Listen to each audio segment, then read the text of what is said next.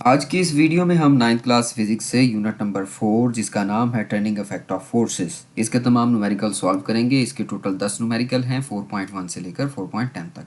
Numerical solve करने से पहले कुछ ज़रूरी फार्मूलाज जो कि आपको आने चाहिए वो मैं स्क्रीन पर लिख लेता हूँ। अगर आपको नहीं आते तो पहले इनको मेमोराइज कीजिए। Torque T is equal to F cross L।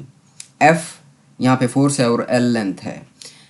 Resultant of force जिसको F से लिखा जाता है इज इक्वल टू होता है F x square plus F y square और इसका स्क्वायर रूट। एफ एक्स और एफ वाई कुछ नहीं है, ये F के परपेंडिकुलर कंपोनेंट्स कहलाते हैं, मतलब रिजल्टेंट ऑफ फोर्स के परपेंडिकुलर कंपोनेंट कहलाते हैं। इसी तरह से अगर एफ एक्स मालूम करना पड़ेगा तो इसका फॉर्मूला होगा एफ कॉस थीटा, अगर एफ वाई मालूम करना पड़ेगा तो इसका फॉर्मूला होगा एफ साइन थीटा। टेंशन कुछ नहीं है, ये वेट के बराबर ही होती है और वेट आपको पता है कि एम जी के इक्वल होता है, एम मैस और जी ग्रेविटी। टेंशन का जिक्र न्यूमेरिकल में आएगा। प्रिंसिपल ऑफ मोमेंट्स का कॉन्सेप्ट भी आपको आना चाहिए, इसकी वजाहत मैं यहाँ पर नहीं दूंगा, जहाँ पर न्यूमेरिकल आएगा उस सिनेरियो के हिसाब से मैं इसको वाज़ेह कर दूंगा। चलते हैं पहले न्यूमेरिकल की तरफ। न्यूमेरिकल आपका है 4.1। Find the resultant of the following forces. Number 1, 10 Newton along x-axis. Number 2, 6 Newton along y-axis. And number 3, 4 Newton along negative x-axis.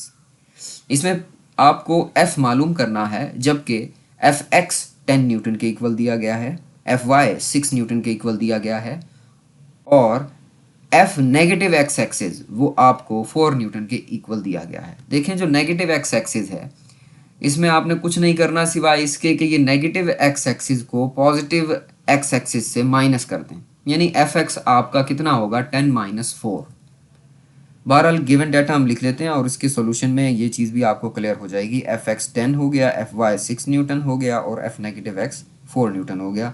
F जो है वो आपको फाइंड करना है, फॉर्मूला आपको पता है, F is equal to F x square plus F y square. यहाँ पे देखें जो एफ एक्स है इसको हम लिख देंगे किस तरह से, F x minus F negative x, कुछ इस तरह से। ठीक है, कुछ नहीं करना आपको, सिर्फ इतना सा काम करना है। तो यहाँ पे क्या होगा 10 minus 4 square plus F y किसके इक्वल है, एफ वाई 6 के इक्वल है, 6 का भी स्क्वायर हो जाएगा कुछ इस तरह से। 10 माइनस 4 कितना होता है, 6 होता है, 6 का स्क्वायर प्लस 6 का स्क्वायर कितना हो जाता है 36, 36 72, 72 का जब आप अंडर रूट करेंगे तो 8.5 न्यूटन आपके पास आपका रिजल्ट आएगा। दूसरा न्यूमेरिकल देखते हैं। Find the perpendicular components of a force of 50 Newton making an angle of 30 degree with x axis. आपको परपेंडिकुलर कंपोनेंट्स इस न्यूमेरिकल में मालूम करके देने हैं। परपेंडिकुलर कंपोनेंट जैसे कि मैंने आपको बताया कि एफ एक्स और एफ वाई ये परपेंडिकुलर कंपोनेंट होते हैं, जबकि एफ रिजल्टेंट ऑफ फोर्स आपको दिया गया है 50 न्यूटन और थीटा यहाँ पर 30 डिग्री का बताया गया है। डाटा हम लिख लेते हैं जो दिया गया है, F is equal to 50, theta 30 degree, F x और एफ वाई मालूम करने हैं। तो यहाँ पे पिछली स्लाइड पे आपने फार्मूला इसका देखा था, फार्मूला नहायत ईजी था, F X is equal to F cos theta. ये एफ एक्स मालूम करने के लिए है, एफ कितना है 50 है और कॉस 30। कॉस 30 आप अपने कैलकुलेटर पर लिखें, जो भी वैल्यू आए उसको 50 से मल्टीप्लाई कर दें, आपके पास वैल्यू आएगी 43.3 न्यूटन। इसी तरह से हम एफ वाई भी काउंट कर सकते हैं जिसका फार्मूला होगा एफ साइन थीटा। एफ 50 है और साइन 30, कैलकुलेटर पे आप साइन 30 की वैल्यू निकालें और इसको 50 से मल्टीप्लाई करें तो आपके पास रिजल्ट आएगा 25 न्यूटन। आई होप ये न्यूमेरिकल आपको क्लियर हो रहे होंगे। कोशिश कीजिए चैनल को सब्सक्राइब कर लीजिए ताकि नई अपडेट्स आप तक पहुंचती रहें और मेरी भी इससे हौसला अफजाई हो। अगला न्यूमेरिकल आपके पास है 4.3। Find the magnitude and direction of a force if its x component is 12 Newton and y component is 5 Newton. आपने मैग्नीट्यूड या रिजल्टेंट ऑफ फोर्स एक ही चीज़ होती है, आपको f मालूम करना है और दूसरा डायरेक्शन मालूम करनी है। डायरेक्शन क्या है, डायरेक्शन दरअसल टेन थीटा। ब्लैक स्लाइड पे मैंने टेन थीटा का फार्मूला नहीं लिखा, खैर मैं यहाँ पे आपको वो बता दूंगा, मुश्किल नहीं है। तो इसमें जो एफ एक्स है वो 12 है और एफ वाई 5 न्यूटन है। इस डाटा को हम लिख लेते हैं, जो फाइंड करना है वो है एफ और theta.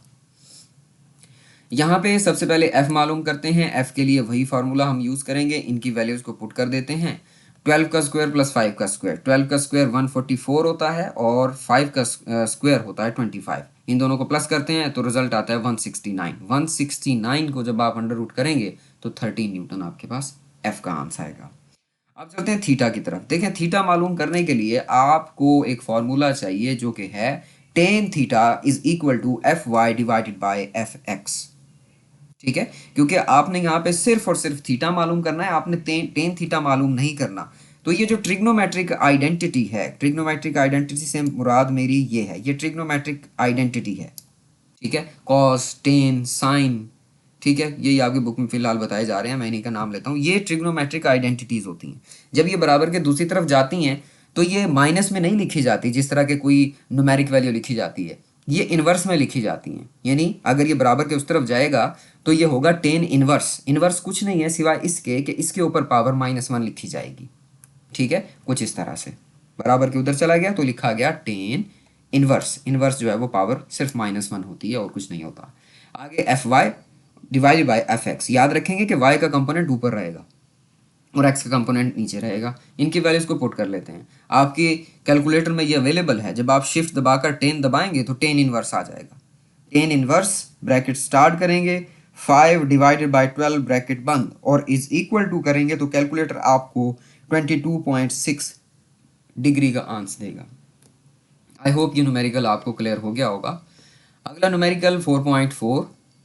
A force of 100 Newton is applied perpendicularly on a spanner at a distance of 10 centimeter from a nut. Find the torque produced by the force. एक स्पैनर है, 10 सेंटीमीटर लंबा एक स्पैनर है। स्पैनर क्या चीज़ है? आम जुबान में जिसको आप चाबी बोलते हैं। ठीक है, अक्सर मोटरसाइकिल की दुकान पे आपने देखा होगा चाबी किसी नट को टाइट करने के लिए जिसकी ज़रूरत होती है, तो वो स्पैनर होता है। तो 10 सेंटीमीटर लंबा एक स्पैनर है जिस पर 100 न्यूटन की फोर्स लगाकर एक नट को घुमाया जा रहा है। ठीक है, परपेंडिकुलरली उसके ऊपर एक फोर्स अप्लाई की जा रही है। अब आया वो नट खुल रहा है या बंद हो रहा है यहाँ पे नहीं बताया गया। ठीक है, यानी एक 10 सेंटीमीटर लंबे स्पैनर पर 100 न्यूटन की फोर्स लगाकर एक नट को मान लेते हैं कि टाइट किया जा रहा है। ठीक है, आपको टार्क मालूम करना है। टार्क का फार्मूला बिल्कुल सिंपल है। एफ भी पता है, एल भी पता है, लेकिन एल सेंटीमीटर में है तो सेंटी किसके इक्वल होता है? 10⁻⁻² के इक्वल होता है। ठीक है, और इस -2 को जब आप बराबर के नीचे लेकर जाएंगे, मतलब इस 10 के नीचे कुछ इस तरह से लेकर आएंगे तो ये पावर हो जाएगी प्लस की। तो आपका ये जो स्क्वायर है ये आपका इससे हो जाएगा cancel. 10 Ekam 10, 1 divided by 10 metre, यानी 0.1 मीटर आपके पास रिजल्ट आता है। आप इसका एक सादा तरीकाकार भी कर सकते हैं कि आप 10 को डिवाइडेड बाई, यानी सेंटीमीटर को जो भी वैल्यू होगी डिवाइड बाय 100 करेंगे, ये डायरेक्ट जो है वो मीटर में चला जाएगा। ठीक है, आगे मैं यही करूँगा। ये यहाँ पे मैंने आपको एक चीज़ बतानी थी, वो भी साथ साथ मैंने आपको बता दी। ये आपने तफसील से चैप्टर नंबर 1 में पढ़ा होगा। तो ये अब डेटा हमारे पास है, फार्मूला अप्लाई करते हैं। T is equal to F cross L है, तो एफ 100 है और एल आपका 0.1 होता है। टार्क आपका आएगा 10 न्यूटन मीटर। अगर आपको इन न्यूमेरिकल में कोई मसले मसाइल हैं तो आप मुझे कमेंट करके बता सकते हैं। अगर आपकी फरमाइश हो किसी टॉपिक पर वीडियो की, वो भी आप मुझे इसमें बता सकते हैं। अगर वीडियो अच्छी लगी तब भी आप कमेंट कर सकते हैं। अगला न्यूमेरिकल आपके पास है 4.5। A force is acting on a body making an angle of 30 degree with the horizontal. The horizontal component of the force is 20 Newton. Find the force. एक फोर्स है जो कि एक बॉडी पर लग रही है और वो बॉडी अपने हॉरिजॉन्टल के साथ 30 डिग्री का एंगल बनाती है, जाविया बनाती है। The horizontal component of the force is 20 Newton. Find the force. Horizontal जो कंपोनेंट है वो 20 न्यूटन का है और इसमें आपको फोर्स बतानी है। देखें ये हॉरिजॉन्टल और वर्टिकल का कॉन्सेप्ट क्या है। ये जो एक्स एक्सिस आपका होता है, दाएं से बाएं ये जो लाइन होती है जिसको आप एक्स एक्सिस कहते हैं, ये दरअसल आपकी हॉरिजॉन्टल लाइन ही होती है। ठीक है, जो अप टू डाउन होती है वो आपका वाई एक्सिस होता है, उसको आप वर्टिकल लाइन बोलते हैं। ठीक है, तो हॉरिजॉन्टल कुछ नहीं है सिवाय एफ एक्स के। हॉरिजॉन्टल कंपोनेंट कौन सा हो गया? एक्स कंपोनेंट हो गया फोर्स का, यानी कि ये एफ एक्स है। अगर वर्टिकल कंपोनेंट बोला जाता तो वो एफ वाई होता। ठीक है, आई होप कि ये बातें आपको क्लियर हो रही हैं। तो यहाँ पे जो हॉरिजॉन्टल कंपोनेंट है उसकी वैल्यू भी आपको बताई गई है। उसकी वैल्यू बताई जा रही है 20 न्यूटन। ठीक है, आपको यहाँ से फोर्स मालूम करनी है। तो यहाँ पे F X 20 newton, theta 30 degree और एफ आपको मालूम करना है। आपने फार्मूला देखा था F X is equal to F cos theta. अब करना यहाँ पे ये है कि एफ को आप यहीं पे रहने दें, ठीक है, और इस कॉस को एफ एक्स के नीचे यहाँ पर ले आए, ठीक है, कुछ इस तरह से f is equal to F X divided by cos theta. तो 20 डिवाइडेड बाई कॉस 30 जब आप इसको कैलकुलेट करेंगे तो आपके पास रिजल्ट आएगा 23.1 न्यूटन का। आई होप ये न्यूमेरिकल आपको क्लियर हुआ होगा। Numerical 4.6 the steering of a car has a radius 16 centimetre, find the torque produced by a couple of 50 Newton. एक कार का स्टीयरिंग व्हील है जिसका रेडियस 16 सेंटीमीटर बताया गया है। आपको टार्क बताना है अगर स्टीयरिंग व्हील पर लगाई जाने वाली फोर्सेस 50 न्यूटन के बराबर हों तो। यहाँ पे उसने यूज किया word a couple of 50 Newton, मतलब स्टीयरिंग व्हील पर दो फोर्सेस लग रही है ना, आपने दो हाथों से ग्रैब किया हुआ है, एक हाथ से आप स्टीयरिंग व्हील को ऊपर की तरफ लेकर जाते हैं और दूसरी साइड से नीचे की तरफ खींचते हैं, तो आप दो फोर्सेस उस पर लगा रहे हैं, तो वो दोनों फोर्सेस का मजमुआ अ कपल ऑफ फोर्सेस जो यहाँ पे बताया गया है उसका जो मजमुआ है वो है 50 न्यूटन का, ठीक है। तो आपको टॉर्क बताना है कि टॉर्क कितना होगा। तो यहाँ पे एक रेडियस है, देखिए लेंथ नहीं है यहाँ पे रेडियस का जिक्र है। मैं सबसे पहले गिवन डेटा लिख देता हूँ और उसके बाद एक फिगर आपके सामने मैं ड्रा करूँगा और उससे मैं आपको ये कॉन्सेप्ट बताऊँगा। तो यहाँ पे गिवन डाटा है radius is equal to 16 centimetre, 16 divided by 100 is equal to 0.16 metre, ये सेंटीमीटर से मीटर में कन्वर्ट हो गया। F is equal to 50 newton, आपको टार्क बताना है। टार्क का फार्मूला बिल्कुल क्लियर है और वाजे होता है और ईजी है, T is equal to F cross L, ठीक है। अब फिगर देख लें और इसको ज़रा समझ लें। ये फिगर आपकी स्क्रीन पर आ गई है। देखें ये जो रेड कलर का आप दायरा देख रहे हैं, ये रेड कलर का दायरा सर्कल, ये स्टीयरिंग व्हील माने कि ये स्टीयरिंग व्हील है, और इसमें ये जो ब्लैक लाइन है दरमियान में, ये इसका है सेंटर पॉइंट, ठीक है, ये इस स्टीयरिंग व्हील का मरकज है। रेडियस क्या होता है? रेडियस दायरे के सेंटर से लेकर उसकी बाउंड्री तक, इस तरह से जैसा कि ये ग्रीन लाइन यहाँ पे दिखाई गई है, सेंटर से लेकर बाउंड्री तक की जो लाइन होगी वो उसका रेडियस कहलाएगी, ठीक है। तो ये रेडियस हो गया, और ये जो ब्लू लाइन मैंने यहाँ पे लगाई है ये भी दरअसल रेडियस ही है, ठीक है। और जो लेंथ होती है, या अमूमन मैथमेटिक्स में उसको डायामीटर जब बोला जाता है, आपकी बुक में इसको लेंथ ही लिख रहे हैं हम, ठीक है, लेकिन ये डायामीटर होता है। डायामीटर क्या होता है दायरे का? दायरे का डायामीटर ये होता है कि एक ऐसी लाइन होती है जो कि दायरे के बाउंड्री को एक साइड पर टच करती है, फिर उसके सेंटर से गुजरती है और दूसरी साइड पर बाउंड्री को दोबारा से जाकर टच करती है। यानी यहाँ पर यूं समझें कि ये जो येलो लाइन है, ये वाली नीचे वाली जो येलो लाइन है, ये आप देख रहे हैं बाउंड्री के साथ जो है वो टच कर रही है, ठीक है। मैंने इसको दरमियान से नहीं गुजारा क्योंकि वहाँ पे वो दूसरी लाइन लगी हुई थी, ठीक है। इसको आप इमेजिन करें कि ये लाइन दरमियान में ही लगी हुई है, तो ये आपका क्या होगा? ये एल होगा। यानी जो लेंथ है या जो डायामीटर है वो क्या है? वो दरअसल है आर प्लस आर, यानी 2r। ऐसे ही है ना, लेंथ किसके इक्वल है? लेंथ है r प्लस आर, यानी 2r के इक्वल है, ठीक है, और कुछ नहीं है। तो अगर हम कहें कि L is equal to 2r है तब भी सही है, ठीक है। अगर हम लिखें T इज इक्वल टू, यानी torque is equal to F cross 2r, तो इसकी वैल्यू अगर हम पुट कर देंगे 50 मल्टीप्लाइड बाई 2 मल्टीप्लाइड बाई 0.16, इसको जब हम कैलकुलेट करेंगे तो हमारे पास रिजल्ट आएगा 16 न्यूटन मीटर का। अगर आपको वीडियोस अच्छी लग रही हैं तो आप इसको लाइक कीजिए और दूसरों के साथ शेयर कीजिए। 4.7 numerical.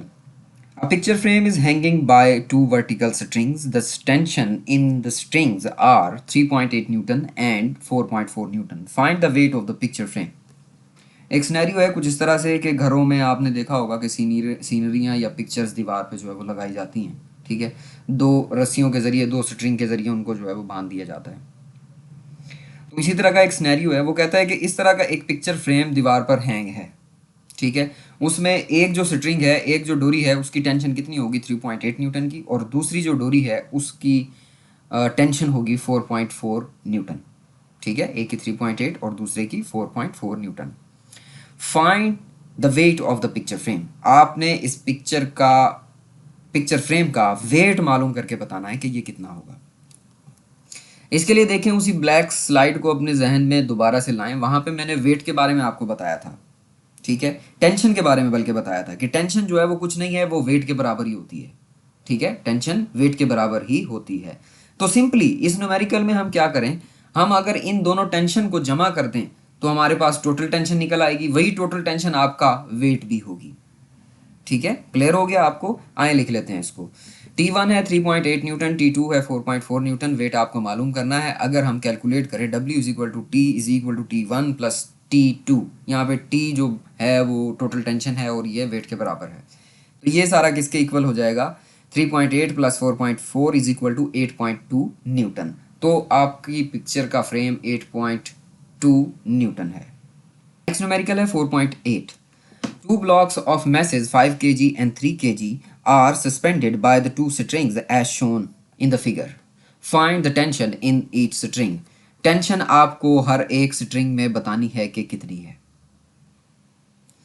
यहाँ पे सिनेरियो कुछ इस तरह से है जिस तरह के फिगर में आपको दिखाई दे रहा है कि दो स्ट्रिंग्स हैं, एक के साथ अटैच है 5 kg का मैस और दूसरे के साथ अटैच है 3 kg का मैस।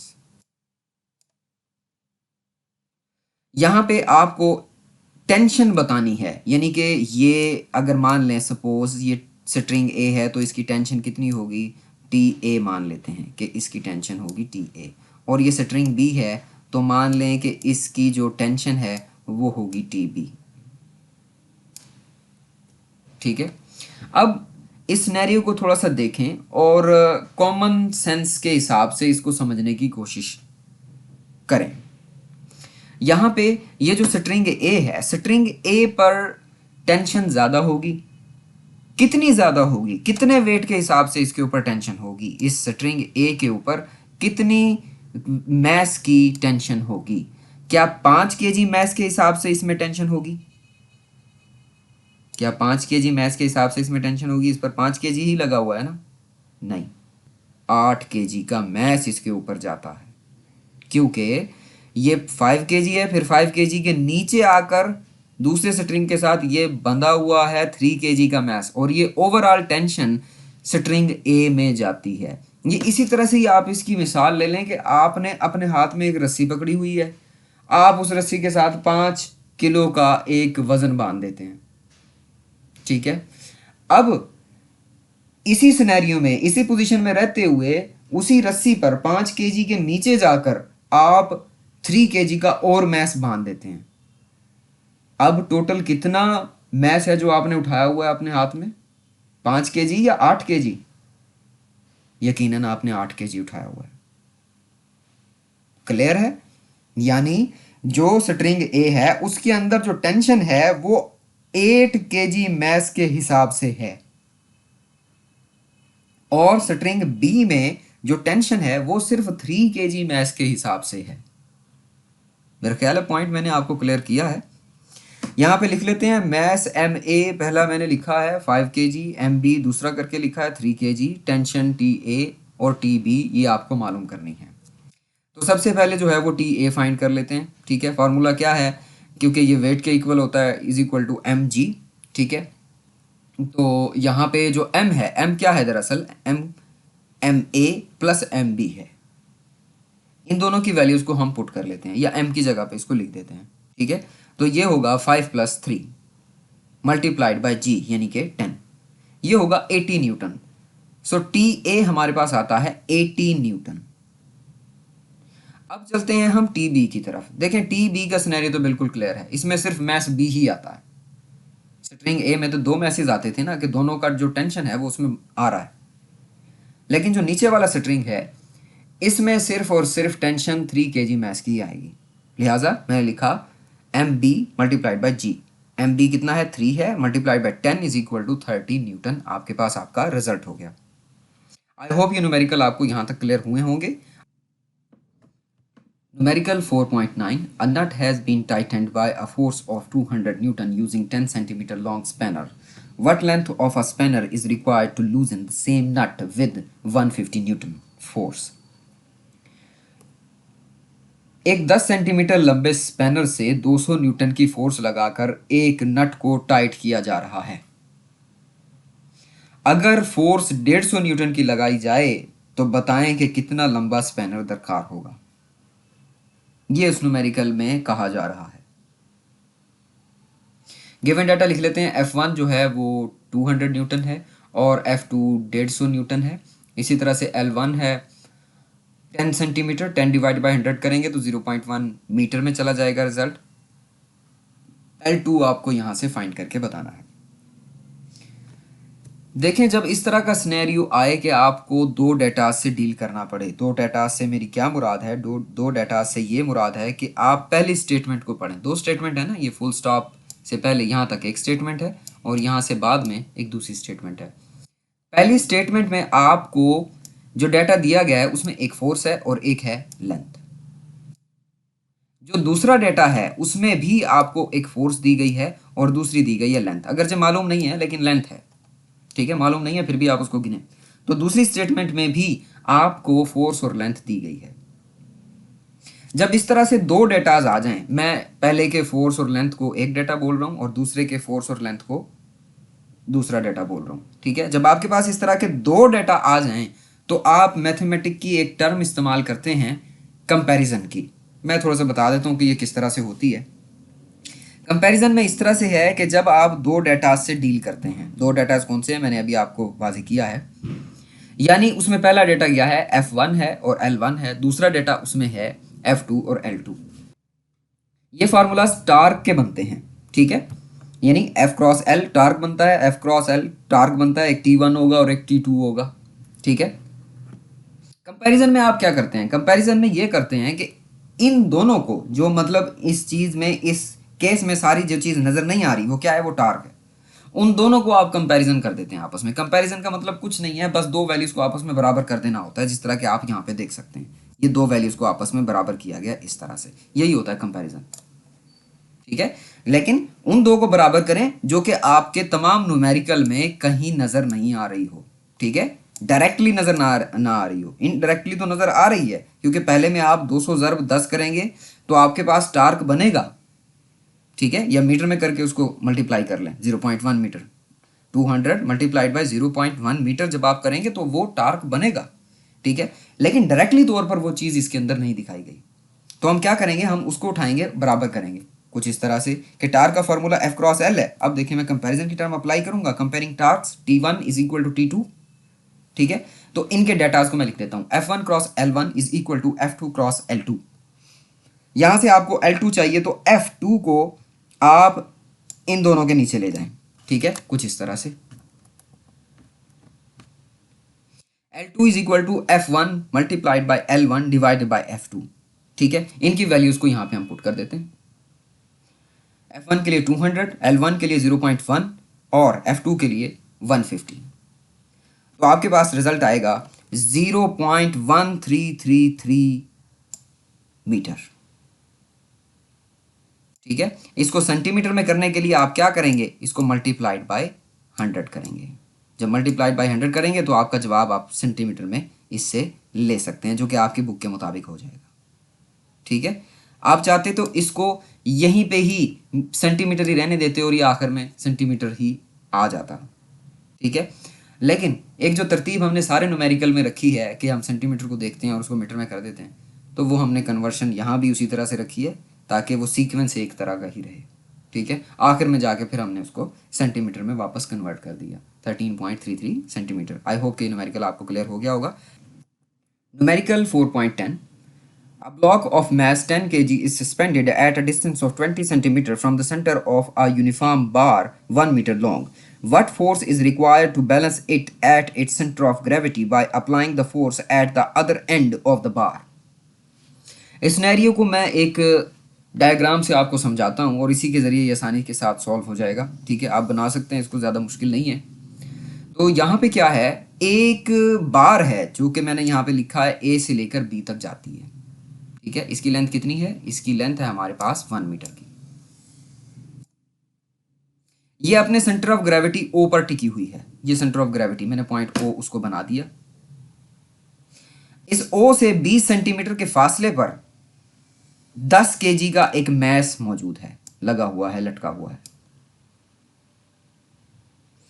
यहां पे ये किस पॉइंट पर लगा हुआ है, पॉइंट M पर लगा हुआ है, यानी कि O से लेकर M तक का जो फासला है वो 20 सेंटीमीटर का है। ये मैस वजन रखता है नीचे की तरफ जाएगा जो कि वेट होगा, और वेट किसके इक्वल होता है, mg के इक्वल होता है। ठीक है, फॉर्मूला हम देख चुके हैं। वो कहता है कि इस बार को बैलेंस करने के लिए अपने सेंटर ऑफ ग्रेविटी पर, मतलब ये सीधी ठहर जाए, सीधी ठहरने का मतलब ये है कि ये जो 10 केजी का मैस है ये ऊपर उठ जाएगा। इसको बैलेंस करने के लिए आप पॉइंट बी पर कितनी फोर्स लगाएंगे ये आपने इस न्यूमेरिकल में बताना है। कितनी फोर्स यहाँ पे चाहिए होगी ये इस न्यूमेरिकल में आपको बताना होगा, इसको बिल्कुल बैलेंस करने के लिए अपने सेंटर ऑफ ग्रेविटी पे। तो गिवन डाटा लिख लेते हैं। सबसे पहले total length of the bar A B is equal to 1 metre. इसी तरह से ओ एम का फासला कितना है, 20 सेंटीमीटर। 20 डिवाइडेड बाई 100 कर दें तो ये 0.2 मीटर में चला जाता है। ठीक है, इसी तरह से ही ओ बी है। ओ बी का कितना डिस्टेंस है, ओ बी आपके पास यहाँ से लेकर यहाँ तक है ओ बी। ठीक है, यहाँ से लेकर यहाँ तक ओ बी होता है आखिर तक। ओ बी कितना होगा, ओ बी जाहिर सी बात है अगर ये टोटल 1 मीटर का बार है तो ओ बी आपका होगा हाफ मीटर का, यानी 0.5 मीटर। ठीक है, आपको एफ जो है वो यहाँ से फाइंड करना है कि कितना होता है। यहाँ पे हम अप्लाई करेंगे प्रिंसिपल ऑफ मोमेंट्स, जो कॉन्सेप्ट मैं आपको बता रहा था वो अप्लाई करेंगे। ठीक है, यहाँ से वेट आप सबसे पहले मालूम कर लें इसका, क्योंकि वेट की जरूरत पड़ेगी। W is equal to M G is equal to 10 multiplied by 10 is equal to 100 newton. Principle of moment को समझ लेते हैं। प्रिंसिपल ऑफ मोमेंट क्या होता है, clockwise moment is equal to anti clockwise moment. इस फिगर के अगर आप दो हिस्से करें, ठीक है, यहां से दो हिस्से करने दरमियान से इस फिगर के, तो एक हिस्सा आपका ये वाला होगा ए साइड वाला, ठीक है, और एक हिस्सा आपका बी साइड वाला होगा। एक की जो हरकत होगी वो क्लॉकवाइज मोमेंट कहलाएगी। ठीक है, ऊपर नीचे जाना और टार्क जो भी उसमें बनेगा, फोर्सेस जो भी बनेंगी, वो सारा का सारा एक साइड पर रहेगा। तो एक का जो वो टॉर्क होगा, टार्क की हम बात कर लेते हैं, एक का जो वो टॉर्क होगा वो कहलाएगा क्लॉकवाइज मोमेंट, और दूसरे का जो टॉर्क होगा वो होगा एंटी क्लॉकवाइज मोमेंट। क्लियर हो गया।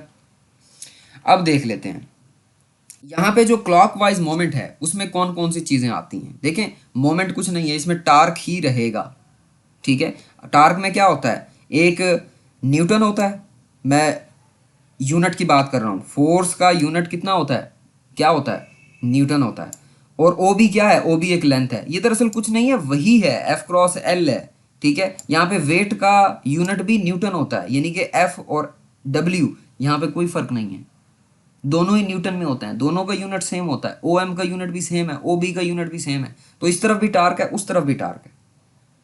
ठीक है, लेकिन एक तरफ क्लॉकवाइज मोमेंट है, दूसरी तरफ एंटी क्लॉकवाइज मोमेंट है। नया कॉन्सेप्ट नहीं है, टार्क का ही कॉन्सेप्ट है। ठीक है, बस एक नया उसको नाम दे दिया कि ये प्रिंसिपल ऑफ मोमेंट्स है। तो यहां पे देखें, मालूम क्या करना है, मालूम करना है एफ फोर्स। तो ओ बी को डब्ल्यू क्रॉस ओ एम के नीचे ले जाएं कुछ इस तरह से। ठीक है, इनकी वैल्यूज को आप पुट कर सकते हैं, F is equal to 100 cross 0.2 divided by 0.5। जब इसको आप सॉल्व करेंगे तो आपके पास रिजल्ट आएगा 100 न्यूटन का। आई होप कि ये न्यूमेरिकल आपको अच्छे से क्लियर हो गए होंगे। Thanks for watching and don't forget to subscribe.